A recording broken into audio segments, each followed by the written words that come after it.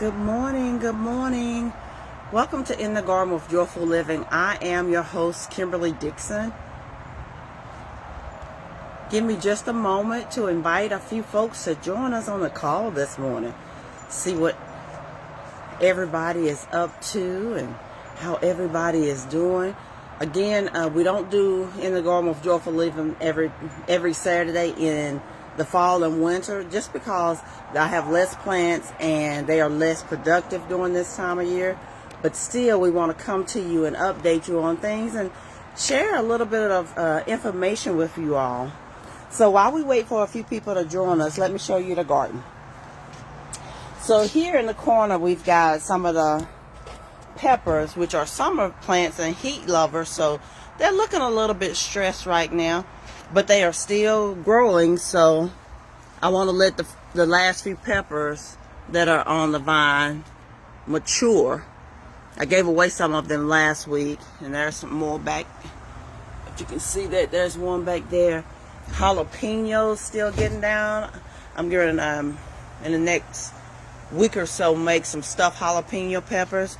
This red cayenne pepper still lit up like a Christmas tree. The Roma tomato is gone for the season, but we still have green onion and onion chives. And I want you to take note of this. See all of those little black things? Those are seeds. Every plant at some point produces fruit, which produces seeds, which would allow itself to continue to reproduce. The sweet potatoes, there are a couple different varieties of sweet potatoes.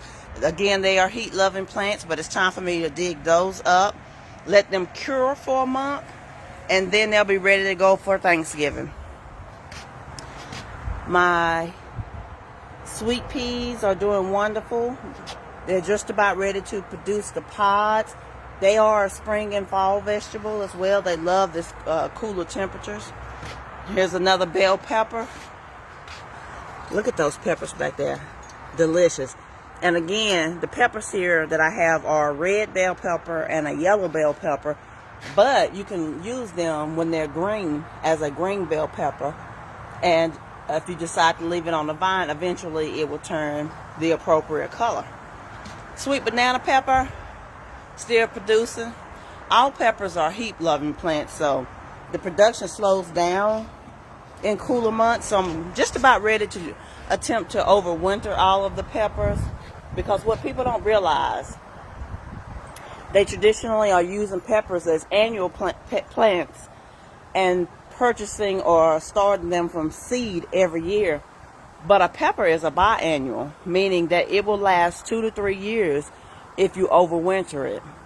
Now last year, I have successfully overwintered pepper plants before, and I've had them to die during the course of the winter. But I attempt to overwinter them every year because they start producing so much earlier. Good morning, Tuesday, my neighbor. Love you, pumpkin. We got many varieties of mint here that I use for tea and garnishes and things of that nature. The kale is doing phenomenal. Look at that curly kale. That's how you kick up the substance of your smoothies. Put some kale in it. Then we've got collard greens. Beautiful. And don't be dismayed when your plants have just a little bit of damage, because that actually kicks up the antioxidant level in them, and they just clean them well. Soak it in some water and vinegar or water and salt to make sure that they're clean, and enjoy your greens. More kale, more collard greens, more sweet peas. This is collard greens that I picked. Greens, lettuce, all of those kind of plants that produce leaves use a technique called pick and come again, so that instead of pulling your plant up entirely, so that you can continue to eat off that same plant the whole summer or the fall or winter or whatever. But the asparagus, I've already overwintered it. I cut it down and put another layer. I'm going to be putting another layer of mulch on it to protect it from the cold weather. More sweet peas. My polo cherry tomato, it's done for the season. It's a summer plant. But I told myself, I am not pulling this plant up till I get every little last tomato off of it. And there are a couple more that need to start turning just a bit red, and then I'm going to pull that up. my red romaine lettuce and green romaine lettuce. Now, I used the technique pick and come again with this last week and made my son and I both a salad. And as you can see, it's already growing back. So again, don't pull your plants up by the root. Plants are designed to be able to reproduce, just as humans are, in different capacities, whether it be children or what you're producing in your life. Don't pluck it up by the root. Allow it to continue to reproduce.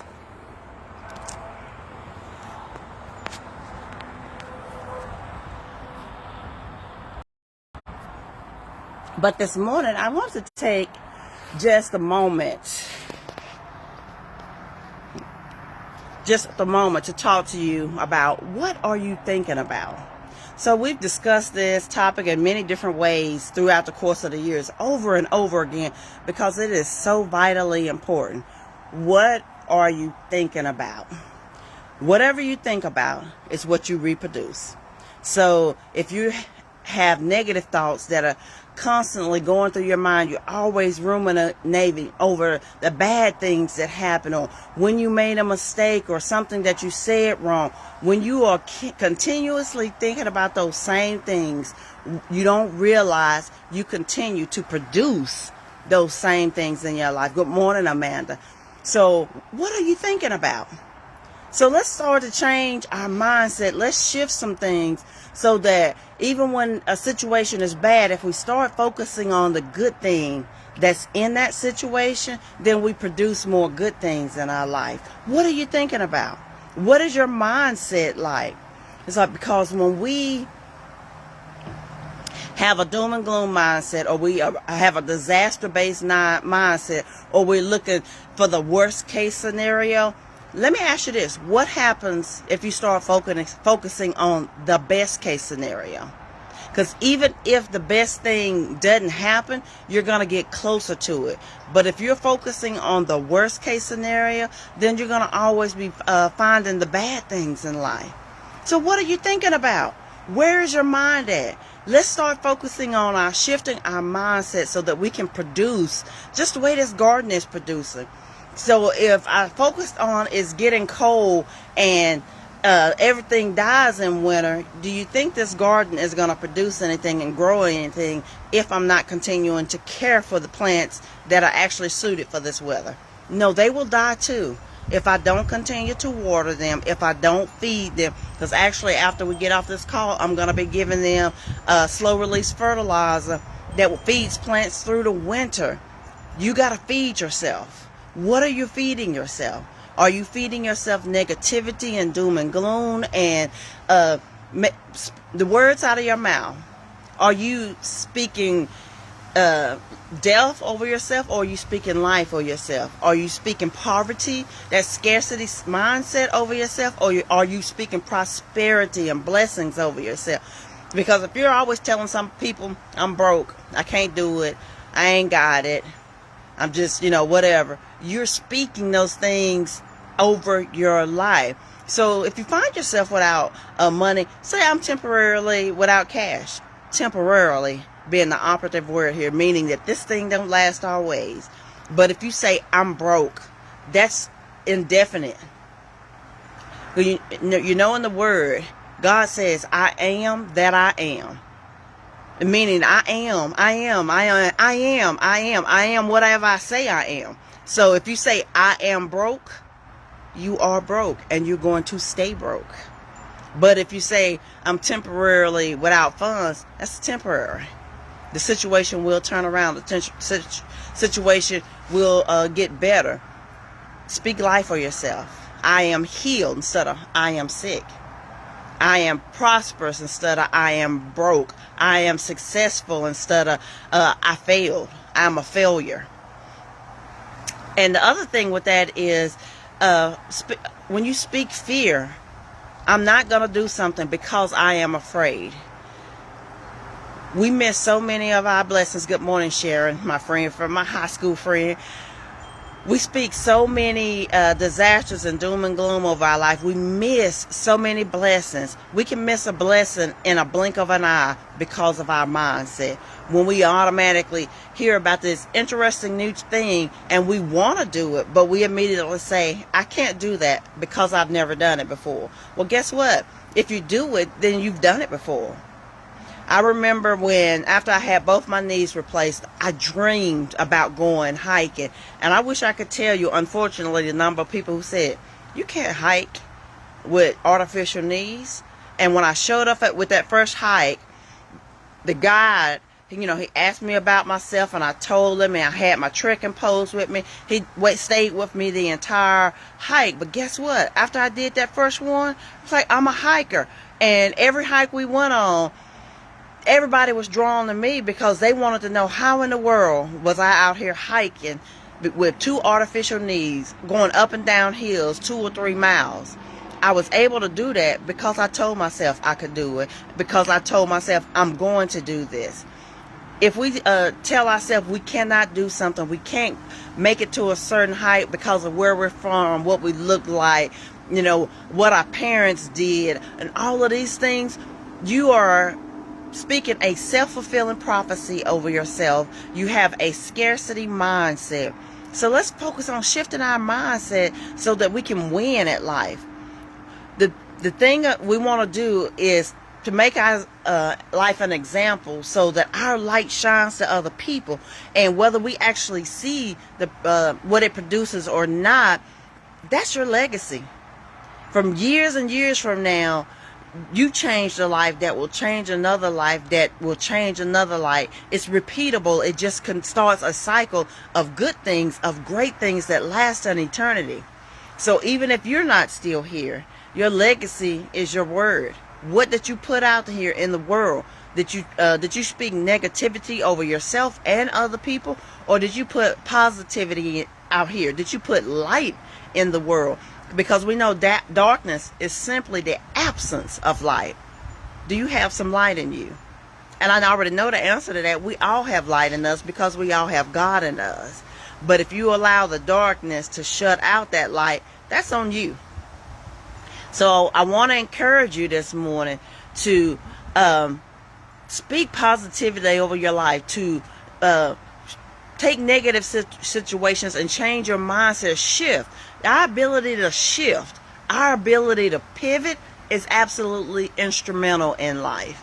So traditionally in the Garden of Joyful Living is normally at 9 a.m. on Saturday mornings, but I am creating a legacy for my son, so I'm going to have to temporarily change that because every Saturday morning I have training with the new business that I'm doing. And it's my responsibility, and I have to hold myself accountable to learning this business so that, one, that I'm an example to my son. He's already watching what I'm doing. And when we went to the open meeting last week, he actually worked and helped. So I can show you better than I can tell you. So I am showing him how to do this. Be coachable, be willing to learn from other people. So I said all that to say that in the Garden of Joyful Living, it'll still continue to be about every 2 weeks in the fall and the winter months. And then it's going to be at a later time, which is going to benefit me too. Because, y'all, when I tell you sometimes in the winter it be cold out here at 9 a.m., breath, you can see the breath and all of that. But I still did it because this is a ministry that God called me to do. I didn't understand it in the beginning but I wish I could tell you the number of people who tell me the difference that In the Garden has made in their lives. So no matter how small, it is fall time and something I hear, it's blowing and getting in my throat. I can feel it building up. But no matter how small your audience is, keep doing what you're doing. Because somebody's watching. I apologize, guys. Somebody's watching. And you and you are changing somebody's life. So I'm going to end it now because coughing has got me crying and I can't talk anymore. So listen, guys. Go out there. Have a phenomenal Saturday. And ponder this the rest of the day. What are you thinking about? Are you thinking about negative things? Or are you thinking about positive things? Let's shift it to something positive and change your whole day around. Your perspective makes all the difference in the world. And your perspective, yep, allergies, Amanda, will give somebody else permission to live their life full out instead of living it afraid, living it in the shadows, living it in the dark. Give yourself permission and give somebody else permission to live their life full out because they're watching you.